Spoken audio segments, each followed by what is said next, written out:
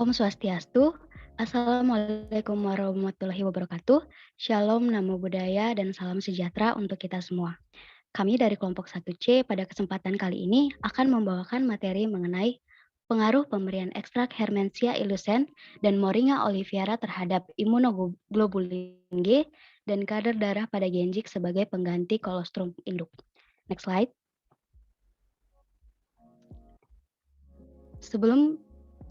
Sebelum kami memulai materi, saya akan memperkenalkan anggota dari kelompok 1C. Yang pertama ada Iqbal Bayu Samudra dengan NIM akhir 076. Kemudian ada Niputu Anggita Indrayani dengan NIM 080. Selanjutnya ada Juan Eriona dengan NIM akhir 082. Yunik Insanilahia dengan NIM akhir 083. Egrina Santabako dengan NIM akhir 087. Olivia Oki Ardana dengan NIM akhir 098, dan yang terakhir ada Sarli Jessica Octavia Simanjuntak dengan NIM akhir 104. Baik, selanjutnya akan dilanjutkan oleh pemateri yang pertama. Kepada pemateri yang pertama, dipersilahkan. Baik, terima kasih. Saya akan melanjutkan untuk materi yang pertama, yaitu ada abstrak.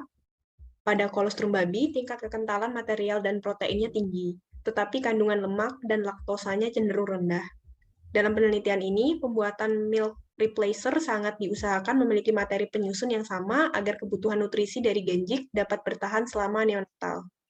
Pemilihan bahan lalat BSF dan daun kelor disesuaikan dengan kandungan nutrisi. Hasil penelitian pemberian milk replacer pada 6 ekor anak babi menunjukkan bahwa kandungan pada milk replacer berpengaruh meningkatkan sistem kekebalan tubuh anak babi, khususnya pada peningkatan imunoglobulin G. Next. Selanjutnya akan dilanjutkan oleh rekan saya. Terima kasih.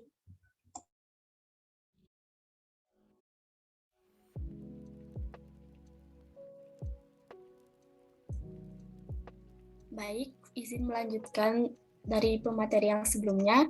Kolostrum mengandung zat antibodi atau imunoglobulin yang mampu membangun antibodi pada anak babi atau zat kekebalan tubuh.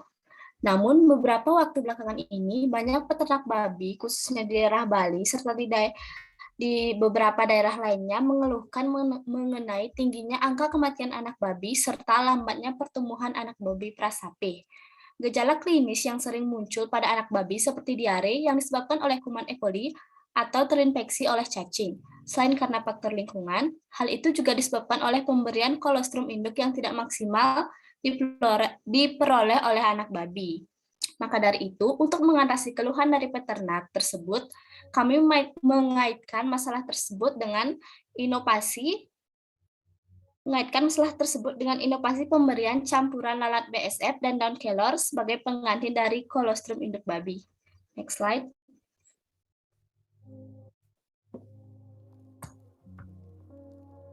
Adapun rumusan masalah dari penelitian ini yaitu yang pertama, bagaimana respon imun dan kadar protein serum anak babi yang telah diberikan kolostrum dari campuran maggot dan daun kelor. Yang kedua, nutrisi apa saja yang terkandung dalam kolostrum buatan dari pencampuran maggot dan daun kelor sehingga bermanfaat bagi anak babi yang baru lahir. Next slide.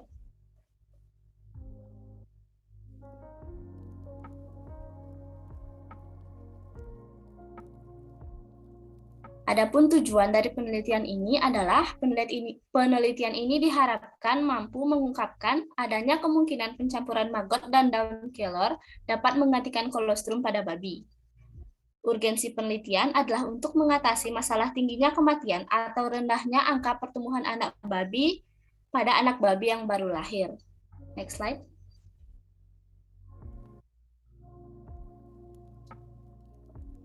Target dari penelitian ini yaitu para peternak babi yang ada di daerah Bali diharapkan dapat menemukan solusi tepat untuk permasalahan yang timbul dari anak babi yang kekurangan kolostrum dari induk babi. Next slide.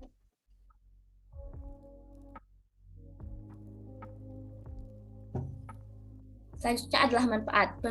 Penelitian ini diharapkan dapat bermanfaat bagi peternak babi di Bali untuk menurunkan angka rendahnya pertumbuhan serta angka kematian pada anak babi.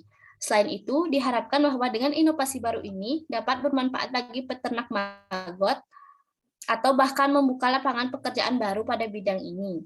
Selain itu, penulis juga mengharapkan adalah menambah wawasan mengenai respon imun dan kadar protein anak babi apa saja yang muncul ketika telah diberikan kolostrum menggunakan percampuran maggot dan daun kelor. Next slide. Baik, untuk selanjutnya akan dilanjutkan oleh rekan kami. Terima kasih. Baik, materi selanjutnya adalah tinjauan pustaka. Bisa di next? Jadi yang pertama adalah kandungan pada kolostrum babi. Kolostrum induk babi mengandung 24-30% bahan kering, 15-19% protein, 5-7% lemak, lalu 2-3% laktosa, dan 0,63% kadar abu. Selain itu, imunoglobulin juga membentuk 80% protein dalam kolostrum babi, diantaranya 95,6 mg per mililiter imunoglobulin G, lalu 21,2 mg per mililiter imunoglobulin A, dan 9,1 mg per mililiter imunoglobulin M. Kandungan-kandungan ini tentunya berubah-ubah pada jangka waktu tertentu, seperti menurunnya setengah kadar dalam 12 jam pasca pertama persalinan. Kemudian selanjutnya adalah lalat BSF. Lalat BSF dengan nama latin Hermesia illucens merupakan lalat yang banyak hidup di lingkungan sampah organik segar yang juga digunakan sebagai sumber pakannya. Di Indonesia sendiri, beternak lalat BSF sudah marak sejak 5 tahun terakhir, dan bahkan peternak Indonesia sudah mampu mengekspor hasil pengolahan kering dari maggot lalat BSF. Kandungan pada lalat BSF, khususnya pada larva BSF, menurut Fonseca, Dike, dan Lund pada tahun 2017, yaitu mengandung protein berkisar antara 37-63% dan mengandung lemak berkisar antara 7-39%. Menurut Makar, Tran, Heusi, dan Ankers pada tahun 2017, kandungan protein pada lalat BSF sangat tinggi, yaitu sekitar 42-63%.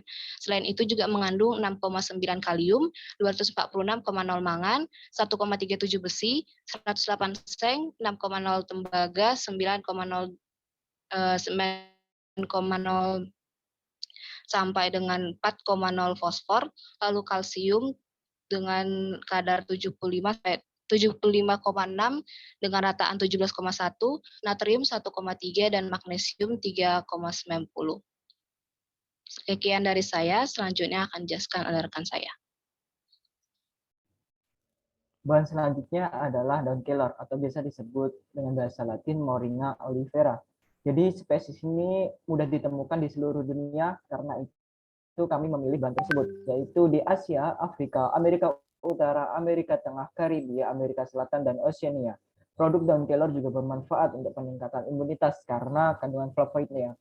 Jadi daun kelor ini kita ambil karena mengandung kandungan flavonoid yang tinggi. Jadi daun kelor ini juga memiliki kadar protein kasar sekitar 30,3% dan 19 asam amino, kalsium dengan kandungan 3,65%, fosforus 0,3%, magnesium 0,5%, potasium 1,5%, sodium 0,164%, sulfur 0,63%, zinc 13,03 mg per kilogram, koper 8,25%, manganis 86,8 mg per kilogram, iron 490 mg per kilogram, selenium 363 mg per kilogram, dan kandungan yang ingin kami unggulkan yaitu kandungan dari M. olivera yang mengandung flavonoid yang tinggi.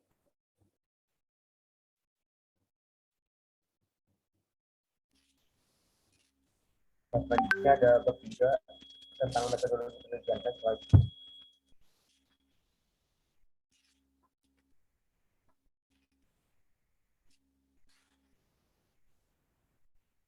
Yang pertama ada hewan percobaan. Hewan percobaan ini contohnya babi, jadi terang. Anak babi yang digunakan berjumlah 6 ekor dengan penggunaan umur 0 sampai 5 hari sesuai dengan jangka kolostrum induk babi. Anak babi yang dapat kolostrum langsung dari induknya akan ditempatkan pada kandang sama induknya, sedangkan anak babi dengan mendapatkan umur dasar yang akan didapatkan pada kandang tersendiri dengan perawatan disesuaikan. Dasar ini pembuatannya menggunakan tepung maggot yang dihaluskan 25 gram dan tepung daun kelor halus 25 gram dengan ditambahkan air sebanyak 300 ml. Setelah itu dimasukkan ke botol atau dot. Nah, yang selanjutnya ada perlakuan penelitian. Dari ke anak-anak babi ini dilakukan pengambilan sampel darah setelah lahir sebagai nilai homogenitas hewan coba.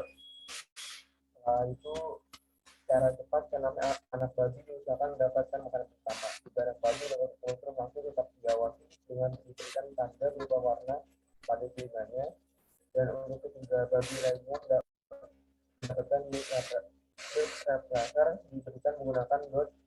Bagi cadangan lainnya menggunakan feeder dengan pembuatan manual. Pemberian replacer ini dilakukan sebanyak 0,2 sampai 0,4 liter per hari. Terus untuk pengambilan darah beri 3 kali dari umur 0 hari, 3 hari, dan 6 hari. Pengecekan kadar imunoglobulin G dilakukan pada pengambilan darah ke-6.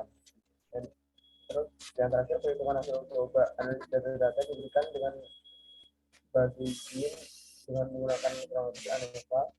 Satu arah dikunci dengan logik P tidak berpasangan digunakan untuk pembagian imunoglobulin G dan darah total antar kelompok. Ini akan dijelaskan oleh teman saya.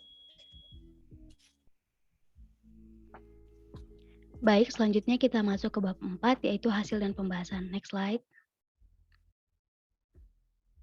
Di sini saya akan menjelaskan tentang bagian hasil dan pembahasan dari penelitian ini. Hasil penelitian pemberian milk replacer pada 6 ekor anak babi menunjukkan bahwa kandungan pada milk replacer berpengaruh dalam meningkatkan sistem kekebalan tubuh anak babi, khususnya pada peningkatan imunoglobulin G. Salah satu kebutuhan anak babi adalah kolostrum. Kolostrum yang diproduksi mengandung zat antibodi atau imunoglobulin yang mampu membangun kekebalan tubuh bayi sehingga dapat memberikan proteksi terhadap patogen, serta meningkatkan proses pertumbuhan dan perkembangan tubuh anak babi.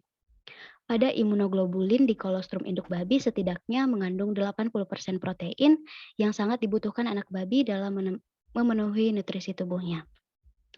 Pada penelitian ini digunakan maggot dan daun kelor sebagai bahan alternatif pengganti kolostrum pada anak babi. Maggot mengandung protein sekitar 42 hingga 63% yang dapat dijadikan menjadi alternatif sumber protein pada anak babi. Dampak penggunaan maggot juga dapat terlihat pada peningkatan jumlah sel darah merah, sel darah putih, dan jumlah sel yang melakukan aktivitas fagositik. Selain itu, kandungan flavonoid pada daun kelor dapat dimanfaatkan sebagai imunostimulator sehingga meningkatkan sistem imun 6 anak babi tersebut. Flavonoid telah diketahui dapat memodulasi perkembangan respon seluler dari tipe-tipe variasi sel imun, di mana mempengaruhi sel T, sel B, makrofag, neutrofil, sel NK, dan sel dendrit. Sel T helper 2 akan menghasilkan interleukin 4, interleukin 6, interleukin 10, dan interleukin 5. Oleh sel limfosit B membantu interleukin menjadi sel plasma yang akan melepaskan imunoglobulin atau antibodi. Next slide. Jadi hipotesa dari penelitian ini adalah terjadinya peningkatan jumlah imunoglobulin serta tingkat kenormalan kadar sel darah merah dan sel darah putih. Kandungan pada daun kelor lainnya seperti asam amino, kalsium, zinc, dan zat esensial lainnya dapat meningkatkan kecernaan pada anak babi sehingga kandungan nutrisi yang dibutuhkan anak babi dapat diperoleh dengan baik. Sekian dari saya, selanjutnya akan dilanjutkan oleh rekan saya. Terima kasih. Selanjutnya bab 5 yaitu kesimpulan dan saran. Next. Di mana kesimpulannya itu pembuatan milk replacer sangat diusahakan memiliki materi penyusun yang sama agar kebutuhan nutrisi dari genjik dapat bertahan selama masa neonatal. Berdasarkan hasil hipotesa penelitian, dapat disimpulkan bahwa pemberian ekstrak Hermatia illusion dan Moringa oleifera dalam pembuatan milk replacer dapat meningkatkan sistem kekebalan tubuh, khususnya peningkatan imunoglobulin G dan kadar darah pada anak babi menjadi stabil. Nah, sarannya yaitu perlunya penelitian lebih lanjut mengenai pemberian ekstrak Hermatia illusion dan Moringa oleifera dalam pembuatan milk replacer.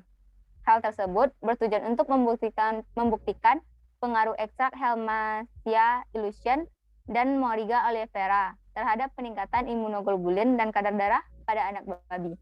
Selain itu, Diharapkan peternak babi dapat menemukan solusi yang dapat untuk masalah yang timbul dari anak babi yang kekurangan kolostrum induknya. Next.